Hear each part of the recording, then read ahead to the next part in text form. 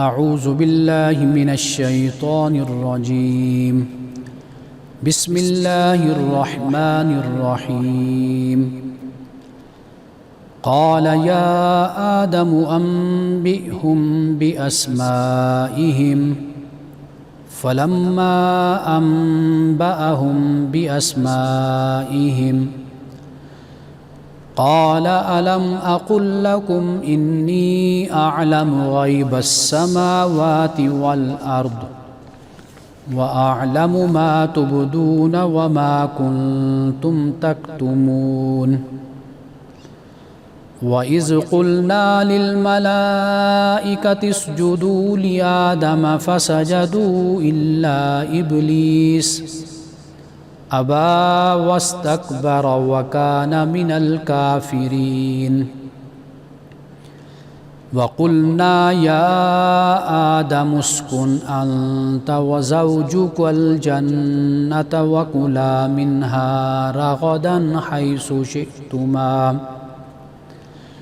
ولا تقربا هذه الشجرة فتكونا من الظالمين صدق اللہ العظیم۔ اللہ تعالیٰ نے فرمایا اے آدم ان کو آگاہ کرو ان کے اسماء پہ، یعنی جو اسماء میں نے تم کو سکھائے ہیں ان کے بارے میں ان کو آگاہ کرو۔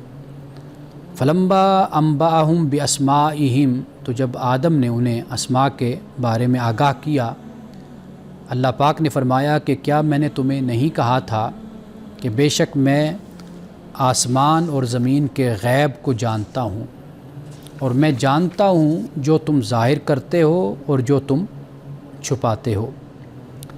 اور جب ہم نے ملائکہ سے کہا کہ سجدہ کرو آدم کو، تو انہوں نے سجدہ کیا مگر ابلیس نے نہیں کیا، اس نے انکار کیا اور تکبر کیا اور وہ کافروں میں سے ہو گیا۔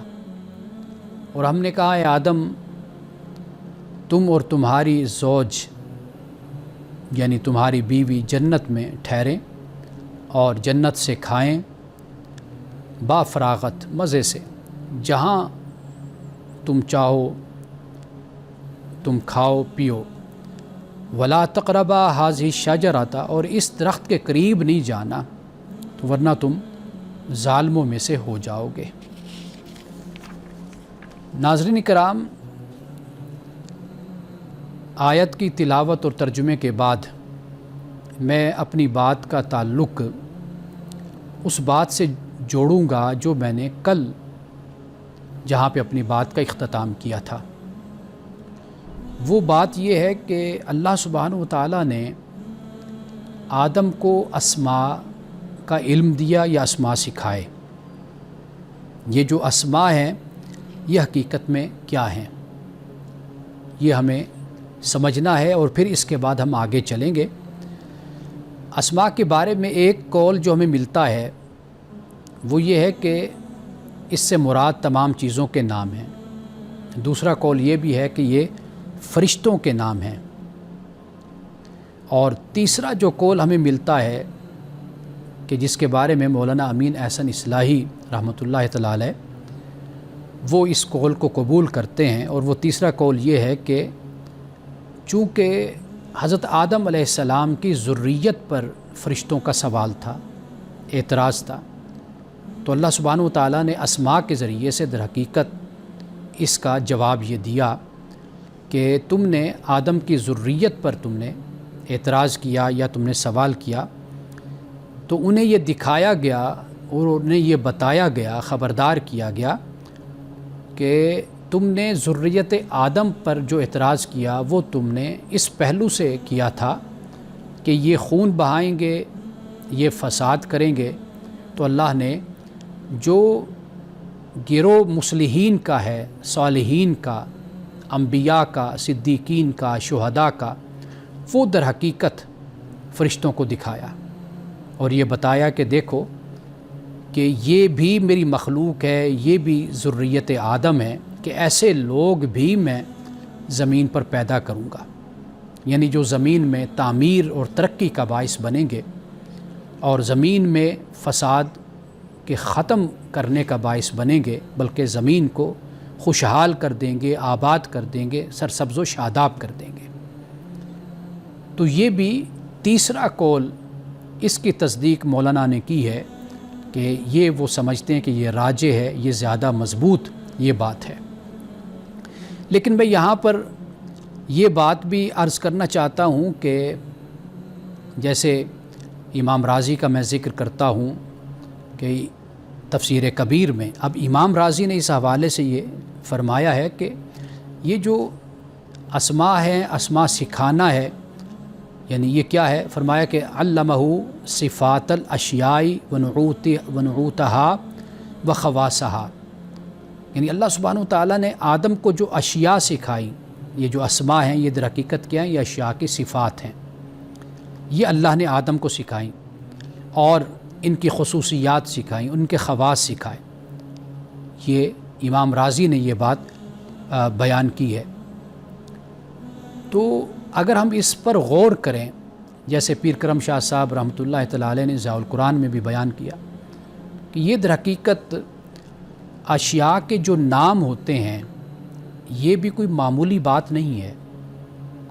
یعنی آپ دیکھیے کہ اللہ سبحانہ وتعالیٰ نے انسان کو کتنی بڑی یہ صلاحیت عطا کی ہے کہ انسان جو بھی چیز بناتا ہے، تخلیق کرتا ہے، یا وہ اللہ سبحانہ وتعالیٰ نے اس کائنات میں پیدا فرمائی ہے، اس کا ایک نام ہوتا ہے۔ اگر نام نہ ہو تو آپ دیکھیے کہ ہم اس چیز کے بارے میں دوسرے کو نہ بتا سکتے ہیں، نہ ہم تفریق کر سکتے ہیں، نہ تمیز کر سکتے ہیں، یہ بھی معلوم نہیں ہوگا کہ یہ چیز کیا ہے۔ یعنی آپ نہیں اظہار کر سکتے کسی چیز کے بارے میں، تو آپ بتائیے کہ آپ کیسے بتائیں گے کہ آپ کے سامنے کیمرہ ہے، آپ کے سامنے ٹیبل ہے، آپ کے پاس کپ پڑا ہوا ہے، یہ سارا کچھ ہے، آپ کے پاس کتاب ہے، موبائل ہے، اینک پہنی ہوئی ہے۔ اب یہ یعنی آپ دیکھیے کہ ہر چیز کا ایک نام ہے، یہ بھی کوئی معمولی علم نہیں ہے، یہ بہت بڑا علم ہے۔ میں یہ بات کر رہا تھا کہ جیسے پیر کرم شاہ صاحب نے اس اسماء سے مراد لیے تکوینی علم، تکوینی علوم، یعنی تکوینی علوم سے مراد کائناتی علوم جو اس کائنات میں موجود ہیں۔ یعنی انسان صرف یہ نہیں کہ مذہبی علم، بلکہ اس مذہبی علم کے ساتھ جو کائنات کا علم ہے، سائنس کا علم ہے، ٹیکنالوجی کا علم ہے، اب یہ علم بھی ہے۔ اللہ سبحانہ وتعالیٰ نے اس کائنات میں اپنے کتنے خزانے رکھے ہیں جنہیں انسان کے لیے مسخر کر دیا ہے، جسے انسان دریافت کر رہا ہے، جسے انسان نکال رہا ہے، برآمد کر رہا ہے، اور پھر اس کو استعمال بھی کر رہا ہے۔ تو یہ تکوینی علوم بھی ہیں۔ گویا کہ جب اللہ سبحانہ وتعالیٰ نے آدم کو اسماء سکھائے تو ان اسماء سے مراد کیا ہے؟ یعنی تکوینی علوم، اشیاء کی حقیقت، اشیاء کی معرفت، یعنی اب یہ وہ سب کچھ ہے جو اللہ سبحانہ وتعالیٰ نے انسان کو عطا کیا۔ یعنی اللہ نے آدم کو تمام اشیاء کے نام ہی نہیں بلکہ ان کی حقیقت، صفات اور کارکردگی کا علم بھی اللہ نے عطا فرمایا کہ ہر چیز کیا ہے، یہ کس کام آتی ہے، اس کی نوعیت، اس کا اثر اور اس کا تعلق کیا ہے۔ یہی وہ علم ہے کہ اللہ نے اسی بنیاد پر پھر فرشتوں سے کہا کہ بھئی تم آدم کو سجدہ کرو۔ ناظرین کرام، یہاں پہ میں ایک قول علامہ بیضاوی کا ہے وہ میں نقل کرنا چاہتا ہوں، لیکن جب ہم سجدے پر بات کریں گے تو میں وہ قول نقل کروں گا کہ وہ بھی تقریباً اسی بات ہی کی تائید کرتے ہیں۔ یعنی انہوں نے جب سجدہ پہ بات کی ہے اپنی تفسیر میں تو انہوں نے اسی بات ہی کی تصدیق کی ہے کہ اللہ سبحانہ وتعالیٰ نے انسان کو جو علم دیا ہے اس کائنات میں، تو اللہ نے فرشتوں کو در حقیقت انسان کا معید بنا دیا، اس کا مدد کرنے والا اور اس کے ساتھ چلنے والا بنا دیا۔ تو یہ وہ سجدہ ہے جس کا ذکر یہاں پر کیا گیا ہے۔ اب اس سے آگے آپ یہ دیکھیے کہ اللہ سبحانہ وتعالیٰ نے اسی اسماء کو، اسی علم کو جب فرشتوں پر پیش کیا تو فرشتوں کو اندازہ ہو گیا، علم ہو گیا کہ بھئی یہ وہ خصوصیت ہے، یہ وہ انفرادیت ہے جو اللہ تعالیٰ نے آدم کو عطا کی اور ذریت آدم کو عطا کی، جس پہ فرشتوں نے اللہ سبحانہ و تعالیٰ کی بارگاہ میں یہی بات بیان کر دی کہ بھئی تو زیادہ بہتر جانتا ہے اور تجھے اس کا علم ہے۔ اور یہاں پر ایک بات جو فرشتوں نے تسبیح کی بات کی ہے نا حمد کے ساتھ، اور تقدیس کی بات کی ہے، یہ بات یاد رکھیے کہ جو تسبیح ہے اس کا تعلق خدا کی ذات کے ساتھ ہے، اور تقدیس کا تعلق خدا کی صفات کے ساتھ ہے۔ یعنی فرشتوں نے جب یہ کہا کہ ہم تیری تعریف کے ساتھ تسبیح کرتے ہیں، تو تسبیح سے مراد اے مولا تیری ذات پاک ہے، ہر عیب سے پاک ہے، اور جب تقدیس کرتے ہیں تو اس کا مطلب یہ ہے کہ تیری ذات، تیری صفات بھی ہر عیب سے، ہر نقص سے پاک اور صاف ہے۔ تو اس کے بعد انشاءاللہ ہم اپنی گفتگو کا سلسلہ جاری رکھتے ہیں، ایک وقفہ لیتے ہیں، وقفے کے بعد دوبارہ آغاز کرتے ہیں۔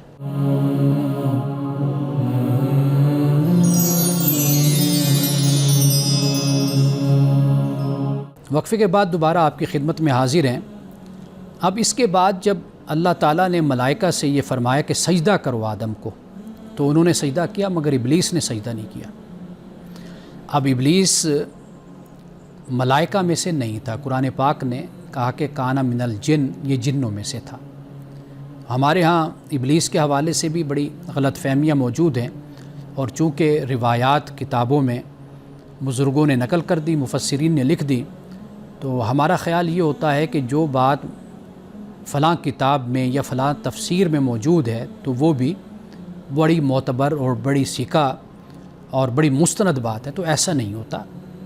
ہر بات کو قرآن پر پیش کیا جاتا ہے، قرآن میزان ہے، دیکھا جاتا ہے کہ بھئی جو بات کہی جا رہی ہے وہ سچ ہے یا وہ سچ نہیں ہے، قرآن اس کے بارے میں کیا کہتا ہے، کیونکہ قرآن قصہ گوئی کی کتاب نہیں ہے، قرآن ہدایت کی کتاب ہے۔ داستان گوئی یہ قرآن نہیں کرتا، قرآن ہدایت دیتا ہے، جو بات صحیح ہوتی ہے فیصلہ کن وہ قرآن پاک بیان کرتا ہے۔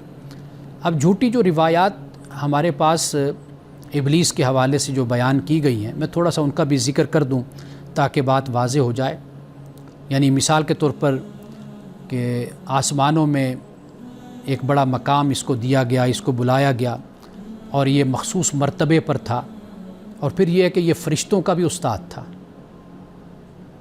اور یہ سانپ کی صورت اختیار کر کے جنت میں چلا جاتا تھا، یعنی یہ مختلف روپ اختیار کر لیتا تھا۔ اس طرح کا بہت کچھ ابلیس کے حوالے سے بیان کیا جاتا ہے۔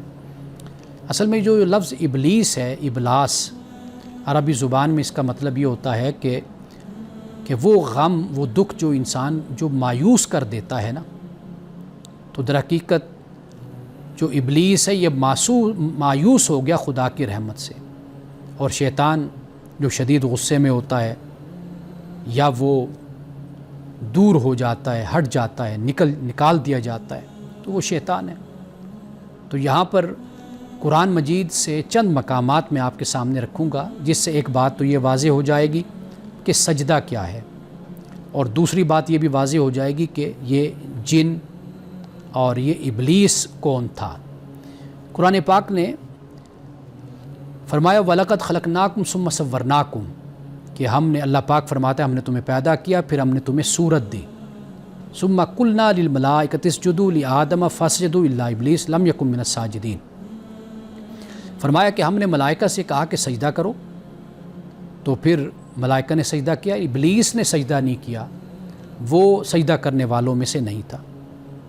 ایک مقام پر فرمایا کہ وَإِذْ قَالَ رَبُّكَ لِلْمَلَائِكَةِ إِنِّي خَالِقٌ بَشَرٌ، کہ جب تیرے رب نے ملائکہ سے کہا کہ بے شک میں پیدا کرنے والا ہوں بشر، اور کس سے؟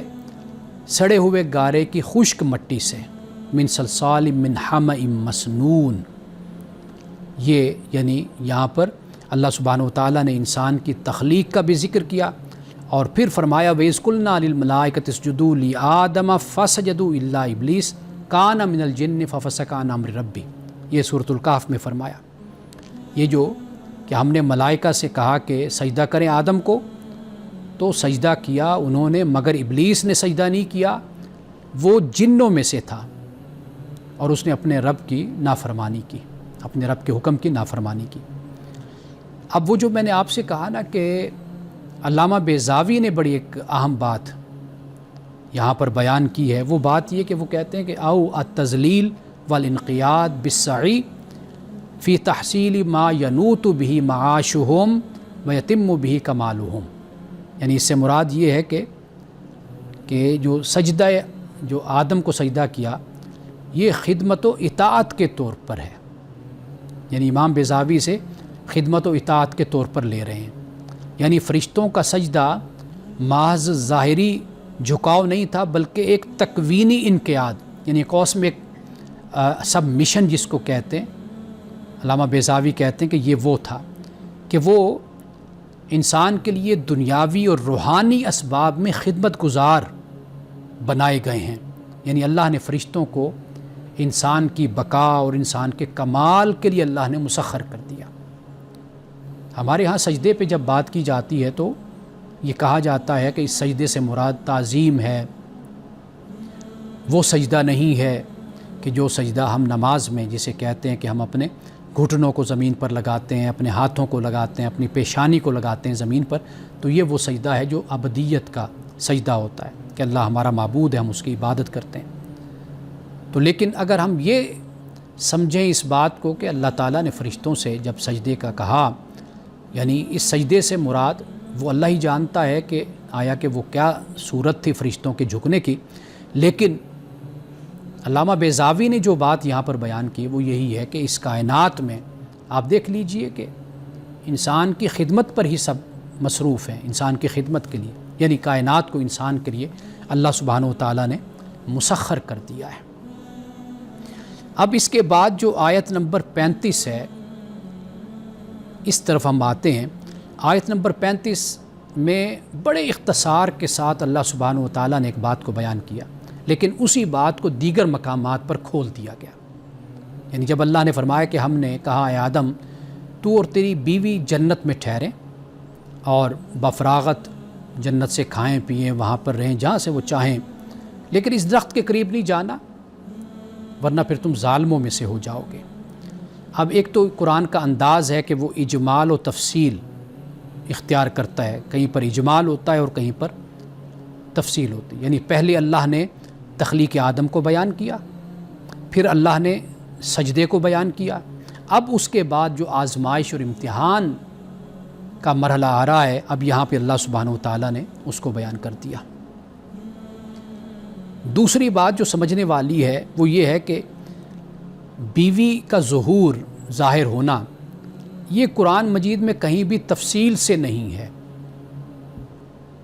سورۃ النساء کی جو پہلی آیت ہے اس میں اللہ سبحانہ و تعالیٰ نے بس یہ بیان کیا کہ یا ایھا الناس اتقوا ربکم الذی خلقکم من نفس واحدہ، کہ اے لوگو اپنے رب کا تقوی اختیار کرو، اس نے تم کو ایک جان سے پیدا کیا، وخلق منھا زوجھا، پھر اسی ایک جان سے اس کی زوج کو بھی پیدا کیا، وبث منھما رجالا کثیرا ونساء، پھر اللہ نے ان دونوں سے پھر بہت سے مرد اور عورت اس زمین پر اللہ نے پھیلا دیے.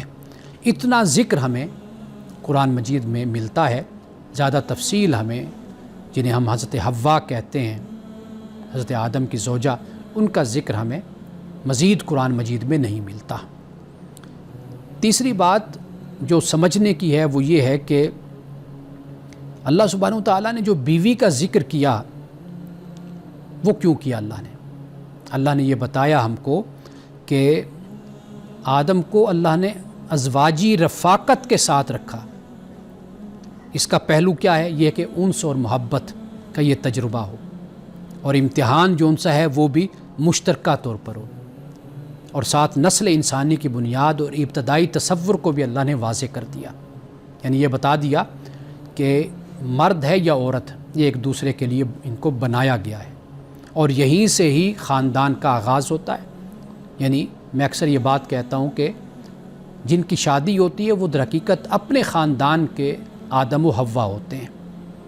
اب اس کے بعد جو اگلی بات سمجھنے والی ہے وہ یہ ہے کہ ترتیب کے لحاظ سے اب جو بیان کیا وہ یہ کہ اللہ نے انسان کو پیدا کیا، فرشتوں کو سجدے کا حکم دیا، ابلیس نے انکار کیا، اب اس کے بعد انسان کی آزمائش شروع ہو گئی، اور اسی کے لیے اللہ نے آدم کو جنت میں رکھا اور حوا کو بطور جوڑے کے اللہ تعالیٰ نے ساتھ دیا، اور پھر ایک حد مقرر کر دی تاکہ اختیار کا امتحان ہو۔ وہ جو فرمایا نا شجرہ، اس شجرہ پہ انشاءاللہ ہم کل مزید تفصیل کے ساتھ بات کریں گے۔ تو لیکن یہاں پہ جو بات سمجھنے والی ہے کہ جو حد مقرر کی ہے، یہ کیوں مقرر کی؟ یہ در حقیقت اختیار ہے، ایک آزمائش ہے جو اللہ سبحانہ و تعالیٰ نے رکھی ہے۔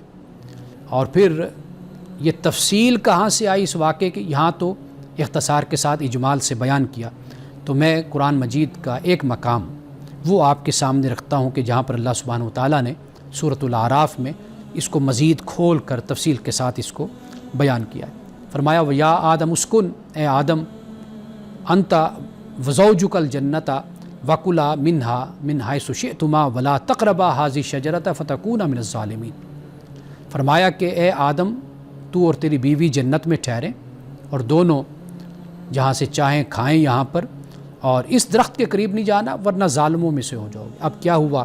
فَوَسْوَسَ لَهُمُ الشَّيْطَانُ لِيُبْدِيَ لَهُمَا مَا وُرِيَ عَنْهُمَا مِنْ سَوْآتِهِمَا، تو وسوسہ پیدا کیا شیطان نے تاکہ جو ان کی شرم کی جگہ ہیں جن کو چھپانے کا کہا گیا یا چھپایا گیا ان کو وہ ظاہر کر دے۔ وَقَالَ مَا نَهَاكُمَا رَبُّكُمْ عَنْ هَٰذِهِ الشَّجَرَةِ إِلَّا أَن تَكُونَا مَلَكَيْنِ أَوْ تَكُونَا مِنَ الْخَالِدِينَ۔ شیطان نے کہا کہ یہ جو تمہیں رب نے روکا نا کہ اس درخت کے قریب نہیں جانا، اس کی وجہ یہ ہے کہ دو چیزیں، ایک تو یہ ہے کہ اللہ یہ نہیں چاہتا کہ تم فرشتے بن جاؤ، نہ یہ چاہتا کہ تم ہمیشہ کی زندگی اختیار کر لو، تو لہٰذا اس لیے تمہیں منع کیا گیا۔ اب جب وہ اس درخت کے قریب گئے، اس کو چکھا، تو پھر یہ ہوا کہ وہ ان کا وجود ننگا ہو گیا۔ جب ننگا ہوا تو وہ پتوں سے اپنے آپ کو چھپانے لگے۔ اللہ نے پھر آواز دی اور کہا کہ کیا میں نے تمہیں روکا نہیں تھا کہ تم اس درخت کے قریب نہ جاؤ؟ ناظرین کرام، وقفے کے بعد دوبارہ اختصار کے ساتھ ہم اپنی اس بات کو مکمل کریں گے اور پھر آپ کے سوالات کی طرف آئیں گے۔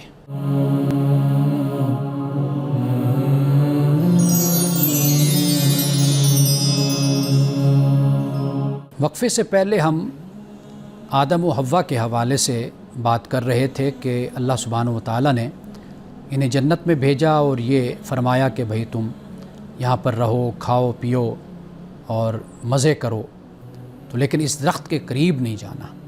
سورۃ الاعراف میں بڑی تفصیل کے ساتھ اس بات کو بیان کیا گیا، آیت نمبر 19 سے 25 تک آپ اس کو پڑھ سکتے ہیں کہ شیطان نے پھر وسوسے ڈالے، بہلایا پھسلایا، تو پھر جو لباس تھا ان کے تن پر وہ اتر گیا، اور پھر اس کے بعد اللہ نے فرمایا کہ میں نے تمہیں منع نہیں کیا تھا کہ اس درخت کے قریب نہ جاؤ، پھر تم کیوں گئے اس درخت کے قریب؟ اب ان آیات کو اگر ہم پیش نظر رکھیں تو یہ بڑی انسانی تہذیب، انسانی فطرت، دین اسلام، اللہ کی تعلیم، وہی بہت کچھ یہاں پر نکات بیان کیے گئے ہیں کہ کبھی انشاءاللہ اس پر بھی ہم تفصیل سے بات کریں گے۔ یعنی اب آپ دیکھیے کہ آدم و حوا نے جب ننگے ہوئے تو سب سے پہلے انہوں نے اپنے تن کو چھپایا، اپنی شرمگاہوں کو چھپایا۔ یعنی اس سے معلوم ہوتا ہے کہ انسان میں اللہ سبحانہ و تعالیٰ نے حیا اور شرم فطری طور پر رکھی ہے کہ انسان اپنے آپ کو دوسرے کے سامنے ننگا رکھنا کرنا پسند نہیں کرتا۔ یہ ایک اختصار کے ساتھ چھوٹا سا نقطہ ہے جو میں نے آپ کے سامنے رکھا ہے۔ اب آپ یہ دیکھیے، اس کے بعد یہ فرمایا کہ پھر آدم و حوا نے اللہ کی بارگاہ میں عرض کی ربنا ظلمنا انفسنا، اے ہمارے رب ہم نے اپنے اوپر ظلم کیا، وَإِن لَّمْ تَغْفِرْ لَنَا وَتَرْحَمْنَا لَنَكُونَنَّ مِنَ الْخَاسِرِينَ، اگر تو نے ہمیں معاف نہ کیا، ہماری مغفرت نہ کی، تو پھر تو ہم نقصان اٹھانے والوں میں سے ہو جائیں گے۔ پھر اس کے بعد اللہ نے کہا کہ بھئی تم زمین پہ چلے جاؤ، یعنی جنت سے چلے جاؤ، اور تم ایک دوسرے کے دشمن ہوگے، اور زمین میں جو تمہارا ٹھکانہ ہے یہ عارضی ہوگا، اور کھانا پینا بھی تمہارا وہاں پر عارضی ہوگا، اور فرمایا اسی زمین میں تم رہو گے، زندگی گزارو گے، اور اسی میں تم دفن ہوگے، اور پھر تمہیں اسی سے اٹھایا جائے گا۔ آخر میں ایک سوال جنت کے حوالے سے، یہ سوال میں یہیں پر چھوڑے جا رہا ہوں، یہیں سے ہم کل ہی بات کریں گے۔ آپ بھی ذرا سوچئے کہ یہ جنت کہاں ہے؟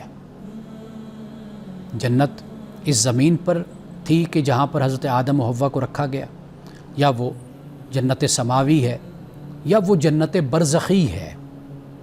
یہ تین صورتیں ہو سکتی، اس کے علاوہ چوتھی صورت نہیں ہو سکتی۔ تو اس سے ہم انشاءاللہ کل اپنی گفتگو کا آغاز کریں گے۔ وقت ہمارے پاس چونکہ مختصر ہے تو میں چاہتا ہوں کہ میں آپ کے سوالات کی طرف آ جاؤں۔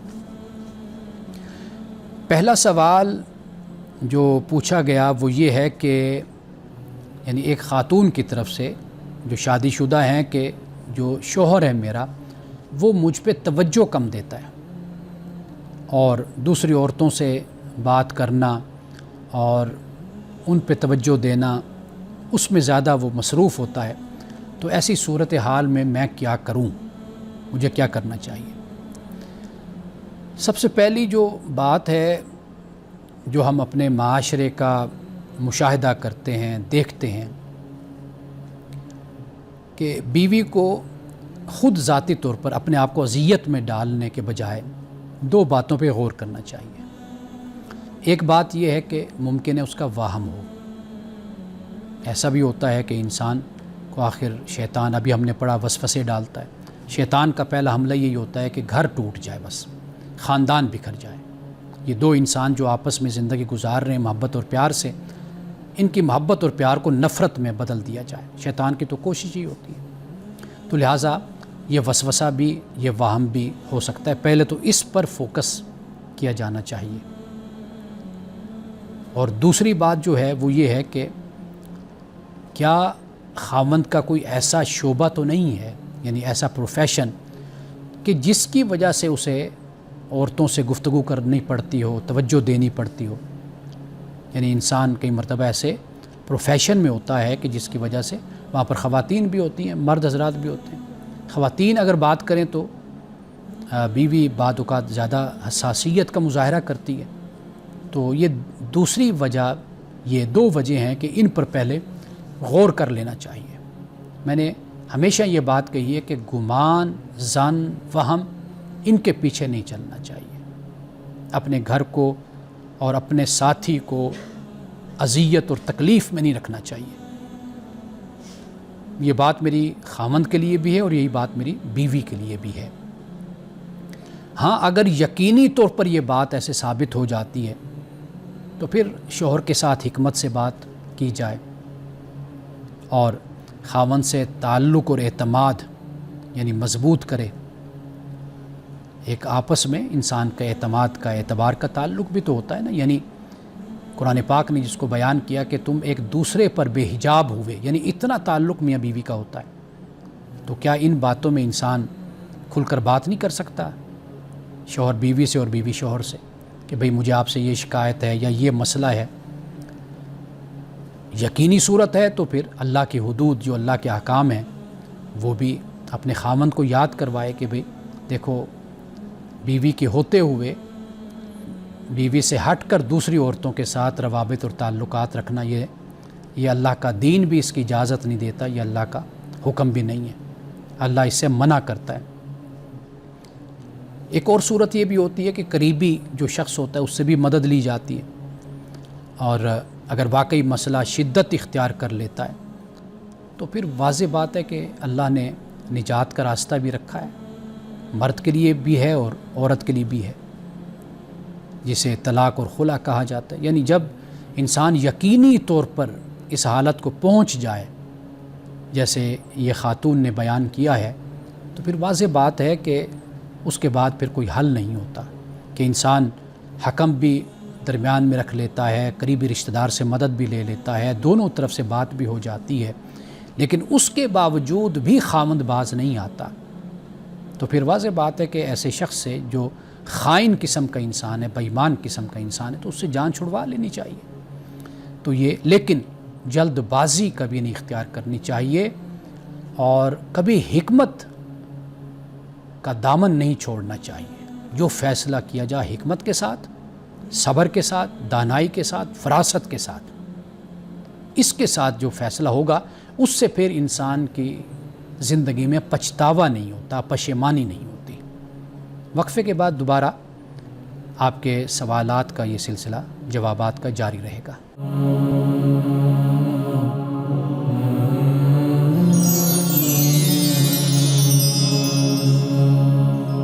وقفے کے بعد ایک مرتبہ پھر آپ کی خدمت میں حاضر ہیں، اور سوال ایسا ہے کہ جو اکثر طور پر ہمارے ہاں پوچھا جاتا ہے، اور یہ وہ اخلاقی خرابی ہے جو ہمارے معاشرے میں مذہب کے نام پر بہت عام ہے. خفیہ اس کو سمجھ لیجئے یا اس کو اعلانیہ سمجھ لیجئے، دونوں طرح. جب مذہب کا نام آ جاتا ہے تو پھر اعلانیہ بھی ہو جائے تو لوگ اس بارے میں بھی بڑے بے باک ہو جاتے ہیں مذہب کے نام پر. وہ سوال ہے حلالے کے حوالے سے کہ حلالے کی تعریف کیا ہے، اور ہمارے معاشرے میں جو واقعات سننے کو ملتے ہیں، دیکھنے کو ملتے ہیں، کیا یہ اسلام کی روح سے درست ہیں؟ اب ایک واقعہ بھی انہوں نے بیان کیا ہے لیکن میں یہاں پہ بیان نہیں کرتا، یعنی میں تفصیلی انداز میں بیان کر دیتا ہوں. وہ یہ ہے کہ خاوند نے غصے میں آ کر بیوی کو 3 طلاقیں دے دیں. مولوی صاحب کے پاس گئے، انہوں نے کہا جی آپ کا تو تعلق ہی ختم ہو گیا. اب ایک صورت حلالے کی ہے کہ وہ کسی اور جگہ پر شادی کرتی ہے، نکاح کرتی ہے، تو پھر اس کے بعد وہاں سے طلاق ہوتی ہے تو پھر وہ آپ کے لیے وہ حلال ہو جائے گی. اب یا تو مولانا نے یہ بات کہی یا یہ سننے والے کی سمجھ میں ایسی بات آئی کہ اس نے حلالے کا یہ مطلب سمجھ لیا جسے عارضی نکاح کہا جاتا ہے. عارضی نکاح کی تو اسلام میں کوئی بھی صورت نہیں، کوئی اجازت نہیں ہے. اب آئیے، سب سے پہلے ہمیشہ میں یہ بات کہتا ہوں، قرآن پر وہ مسئلہ پیش کیجئے، قرآن کو میزان بنائیے. کرائیٹیریا قرآن ہے، اللہ کا کلام ہے. اب قرآن کیا کہتا ہے؟ سورۃ البقرہ کی آیت نمبر 230 ہے. فرمایا فَإِن طَلَّقَهَا فَلَا تَحِلُّ لَهُ مِن بَعْدُ حَتَّى تَنكِحَ زَوْجًا غَيْرَهُ، کہ اگر وہ خاوند تیسری طلاق دے دیتا ہے.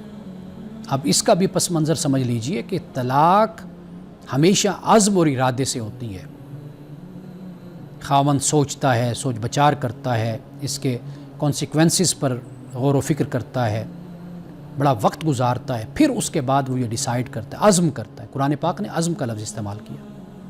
پھر وہ طلاق کی طرف آتا ہے. ایک دے دی اور پھر رجوع کر لیا، پھر کسی وقت پھر دوسری دے دی، پھر رجوع کر لیا، پھر تیسری. اب جب اس نے تیسری دی ہے تو اب اس کے بعد وہ اس کے لیے جائز نہیں ہے اس کے ساتھ رہنا. اب وہ اتفاقاً، یعنی اب وہ دوسری شادی، واضح بات ہے عورت کرتی ہے، مرد بھی کرتا ہے. تو جب وہ دوسری وہ کرتی ہے اس مرد کے بعد، اپنا عدت گزارنے کے بعد، اب وہ کسی اور جگہ اس کے ماں باپ کر لیتے ہیں، وہ خود کر لیتی ہے. اب وہاں پر بھی اس کی نہیں بنتی اتفاق سے، وہاں سے اس کو طلاق ہو جاتی ہے. اب سوال پیدا ہوتا ہے کہ یہ تیسری طلاق، آخری طلاق، پھر اس پر خبردار کیوں کیا گیا؟ آپ یوں سمجھ لیجئے کہ یہ طلاق جو ہے یہ در حقیقت ایک قدغن ہے. یعنی مرد کو یہ بتایا گیا کہ بے شک تم نے بڑے عزم سے، بڑے ارادے سے تم نے طلاق کا قدم اٹھایا ہے. پہلی تم نے دے دی تھی، پھر تم نے دوسری بھی دے دی تھی کسی وقت میں، تیسری اب تم نے دینی ہے.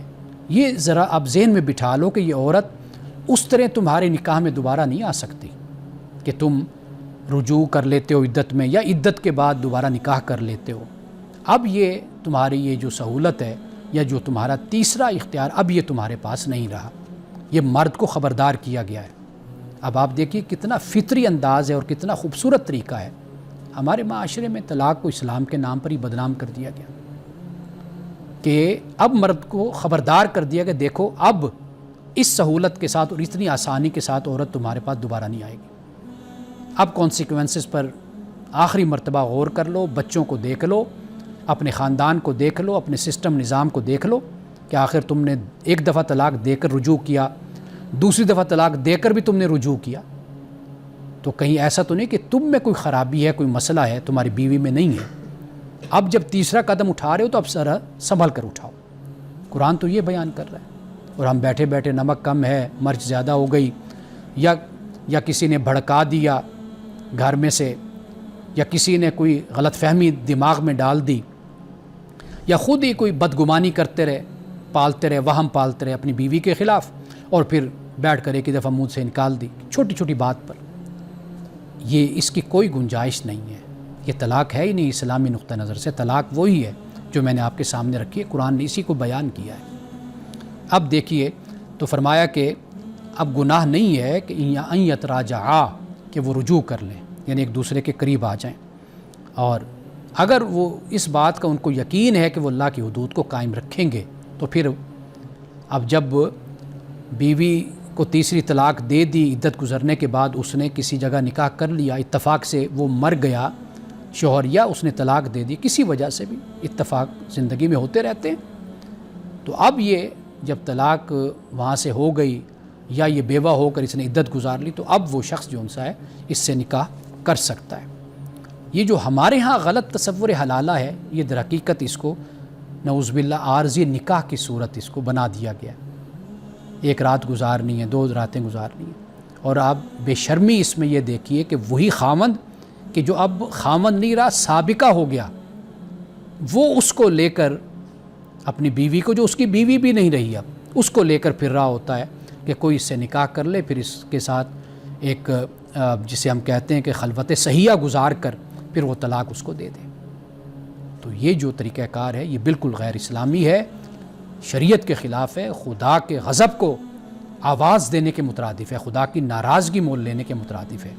رسول اللہ صلی اللہ علیہ وسلم نے اس لیے فرمایا کہ اس مرد پر اللہ کی لعنت ہے، یعنی اللہ اس پر لعنت کرتا ہے جو حلالہ کرتا ہے، اور اس پر بھی جو اس کے حلالے کا ذریعہ بنتا ہے۔ سنن ابی داؤد کی حدیث ہے 2076 رسول اللہ نے یہ جو حلالہ کرنے والا اور جو اس کا ذریعہ بنتا ہے، تو فرمایا کہ یہ دونوں جو ان سے ہیں اللہ تعالیٰ ان پر لعنت فرماتا ہے، یعنی اللہ کی لعنت، اللہ کا غضب ایسے شخص پر ہوتا ہے کہ جو اس کا ذریعہ بنتا ہے۔ تو ناظرین کرام، اس مسئلے کو خود بھی سمجھیے اچھے طریقے سے، اور اس مسئلے کو دوسروں کو بھی سمجھائیے، قرآن مجید کو اپنی زندگی کا اوڑھنا بچھونا بنائیے، قرآن سے سمجھیے کہ قرآن آپ کی معاشرتی، آپ کی سماجی، آپ کے سیاسی، خاندانی، ازدواجی زندگی کے مسائل کو کس طرح بیان کرتا ہے اور کس طرح حل کرتا ہے۔ ہمارے پاس اللہ کی یہ کتاب محفوظ ہے، اور اللہ کی اسی کتاب سے ہمیں استفادہ کرنا چاہیے، اور ہمیں مضبوط طریقے سے قرآن سے اپنے تعلق کو قائم کرنا چاہیے۔ یقین کیجئے، اگر قرآن سے ہمارا تعلق مضبوط ہو جائے تو ہماری زندگیوں سے بہت سی قباحتیں، خرافات اور ایسے اعمال، افعال کہ جو خدا کے غضب کو دعوت دینے والے ہیں، ان سے ہم بچ جائیں گے، اور اللہ کی رحمت اور اس کی محبت اور اس کی رضا کے ہم حقدار بن جائیں گے۔ انہی الفاظ کے ساتھ اجازت دیجیے۔ السلام علیکم ورحمۃ اللہ وبرکاتہ۔